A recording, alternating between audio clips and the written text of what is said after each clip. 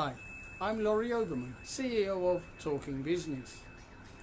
We've already discussed negotiations through first conditionals in realistic situations. If you pay today, we will ship the goods immediately. If you pay, we will. This time I'd like to look at negotiations through second conditionals where we check the limits of the negotiation or give hypothetical or theoretical situations. Let's take an example with a small customer whom I know is only interested in one service from me and with no interest in a long-term agreement. Obviously, when we get to the price, the customer still wants the best terms possible.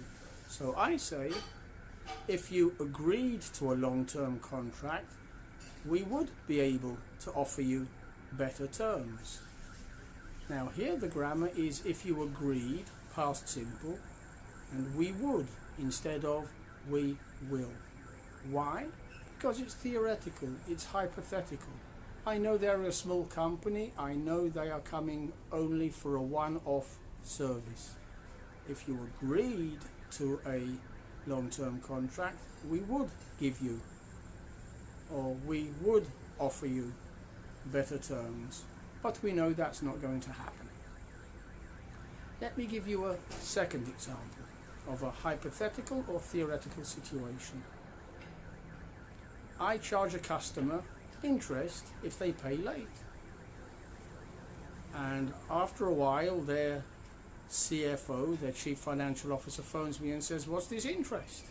Why do you keep charging us late interest? We're a regular customer." And I say, if you paid on time, we wouldn't charge you interest. But the problem is you never pay on time. It's theoretical. If you paid on time, past simple, and of course theoretical, we wouldn't charge you interest. Finally, let's look at a negative second conditional. Somebody imports a special product and they have a special import license. And so we could say, if we didn't have the license, we wouldn't be able to import the goods. But we do. That's why it's a hypothetical situation. If we didn't have the negative of a second conditional, if we didn't have an import license, we wouldn't be able to import the product. But we do have, so it's hypothetical, a second conditional, and again part of negotiations. I hope you found that useful. Don't forget to press the subscribe button, and I'll be back again soon with another tip for you. Goodbye for now.